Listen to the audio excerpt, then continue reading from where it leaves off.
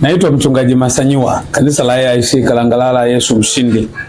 Tunamshukuru Mungu, tumekuwa na Pasaka ya tofauti, kwa maana ya kwamba tuliamua kuwakusanya na kuwaita Wakristo kutoka kwenye makanisa yote tuliofanya huduma ya kupanda makanisa, na tukawaita wakawa wageni wetu wakiwa na kwaya mbalimbali. Kwa hiyo tulikuwa na makundi kama 4 ya kuimba waliokuwepo mahali hapa. Tulikuwa na Wazabe, tulikuwa na Wamasai, tulikuwa na Wamangati, tulikuwa na Wasonjo, lakini pia tumepata kuwa na mwakilishi kutoka visiwani Bumbile.